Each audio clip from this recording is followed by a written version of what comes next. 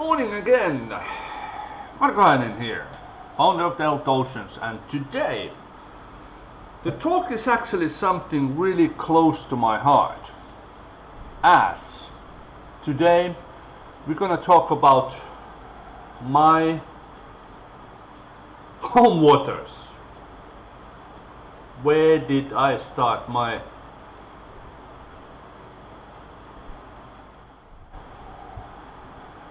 life at sea? So let's get it started. It's gonna be a little bit longer than a normal thing, but I have to say what I think the world actually really have to know. Sometimes it's hard, and especially when we talk about the ocean plastic. I'm not hiding anything. I just want to make a real reality facts what is happening over there.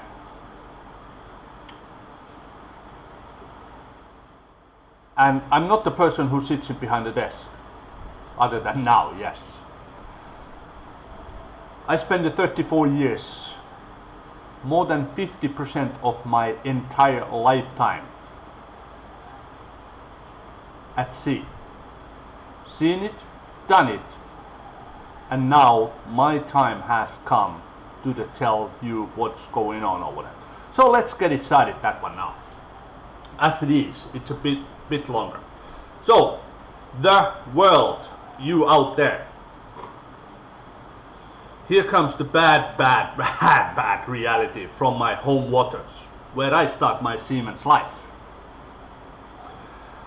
The world's attention is really needed for the Baltic Sea and the Gulf of Bothnia plastic pollutions. It is, let's say, it's been a long term problems, but let's get in a little bit in details on that one. This vast body of waters connected multiple nations, including Sweden, Finland, Denmark, Estonia, Latvia, Lithuania, Russia, Poland, and Germany. That's a lot of countries. And they do not actually working together. They're just individual countries. And again, that one is a little bit later.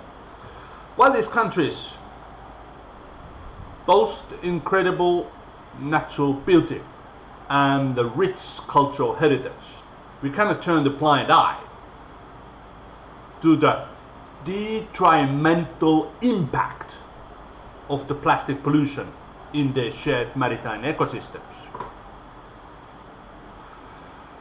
Let me be clear, plastic pollution in the plastic sea and the Gulf of Bothnia is significant problem with the far-reaching consequences for both the environment and the human well-being. Facts, statistic, talk. Humans do lie, unfortunately. The plastic waste does not recognize the borders, and the water flows in only one direction to the Baltic Sea and the Gulf of Bothnia. It only goes one direction, carrying within the plastic debris from one country to the other. We must understand the urgency of addressing this issue collectively for the sake of the future generations. I'm actually keep on saying this one in several, almost all of the videos, for the future generations. That is what we need to really do. We don't do it for ourselves. We want the world be united and the future generation, because that's the human life. We're born, we're getting older, we pass away. Future generations born, getting older, pass away. That's the facts. So let's get this one done. Now let's acknowledge the steps taken by these countries in addressing the plastic pollutions, and coffee for that.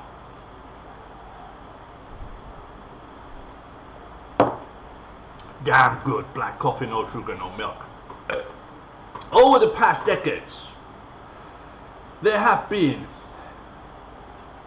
conversations, agreements, initiatives to launch combating plastic waste. There has been. Educational and awareness campaigns have been launched to install a sense of responsibility among the citizens. Now comes the part.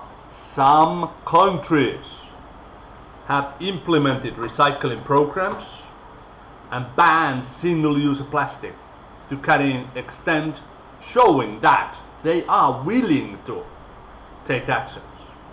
They are willing to take actions. However, the truth, as we know, I'm just wondering, what was that really good Syria in old? The truth is out there. Talk about UFOs. The truth is out there. Now the truth is out there. In there. In the oceans. The truth is over there. So the truth remains that much more needed to be done. Facts and the truth. While we appreciate the intentions and discussions, we cannot overlook the harsh reality of the situations. No, we can't. So the data from last 100 years makes it clear that physical actions to reduce the plastic pollution has been lacking despite all the talk. All we talk. It's just talking, lip syncing. So, let's go to the bit details. First, we must call stricter regulations and enforcement regarding plastic waste management. Stricter. Now it's just too soft and people avoiding. Countries must come together, which they don't, to create unified policies and ensure their implementations. Those countries don't communicate, unfortunately. They claim that they do, but they don't. They just blah blah blah blah blah. There should be a focus on promoting sustainable alternatives to the single-use plastics and investing in the research and development of biodegradable materials.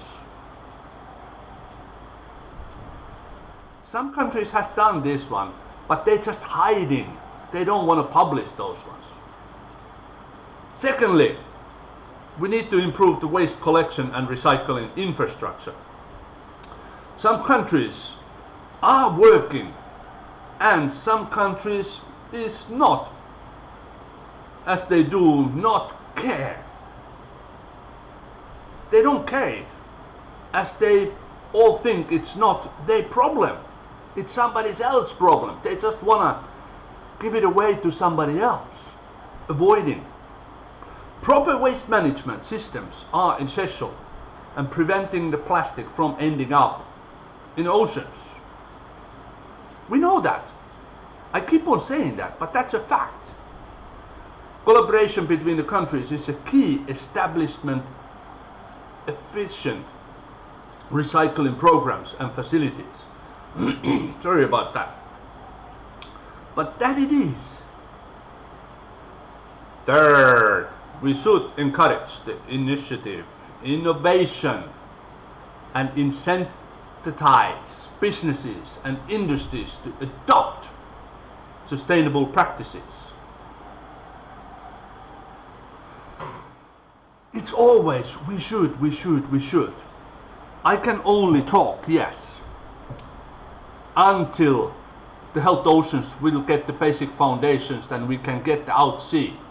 And then you will see the reality what those countries has been done. And I will end it up all the oceans where I have spoken to you. I will take it up all the time. And yes, we will go through in reality and live streaming on those ones. So, by supporting an eco-friendly initiatives, we can foster a culture of environment responsibility. Simple. Moreover, increasing funding and support for scientific research will help us better understand the scale and the impact of the plastic pollutions in these regions. Got it? Hopefully you did. So, in that sense, I do have to say it in the middle of the speech, because if you like what I say, what I pointed out there for you, like, share,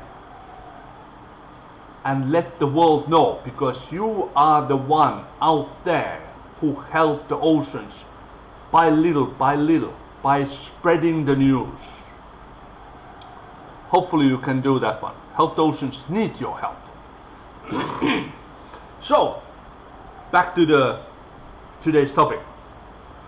These acknowledgements will enable us to tailor solutions that are more effective and targeted. We will start the pinpointing later on. To those who have not taken significant actions yet, I implore you to reconsider your stance. It is a time to prioritize the health of our oceans over short-term gains. Human life is short. There is a generations to come, so it's gonna be a long term. So let us not wait for the problem to escalate further before taking bold and decisive actions. Hopefully it got through in the between these ones in here. Furthermore, international cooperation is paramount. The Baltic Sea and the Gulf of Bothnia connect nations and thus require collaborate efforts from all involved parties. They do need to not just stick into it, they need to connect. By pooling our resources, knowledge and expertise, we can create cleaner, safer and healthier maritime environment. And I keep on saying this same statement in every single part on my presentations, because that is the fact. We do need cleaner, we do need the safer, and we do need the healthier maritime environment. That's how it is. That is the fact, and that is the truth. So, in conclusion, let us not be complacent with just the words and empty promises. We must act within determinations and resolve to combat plastic pollution. In this case, Baltic Sea and the Gulf of Bothnia. As those are my home waters, there I started my seaman career and seaman life. And I saw it, done it, and now I want to correct it. Our future depends on it, and we own it to generations to come, to be responsible stewards for this precious resource. That's how it is. It is something which is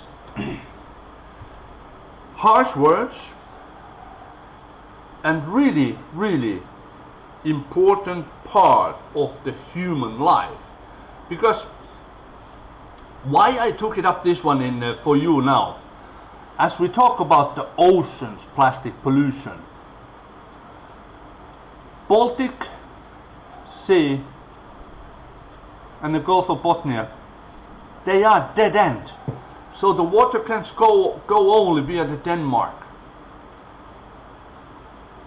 And then there is a dead end. When you go to the top of the Gulf of Bothnia, there is a border between Finland and Sweden. The water goes nowhere.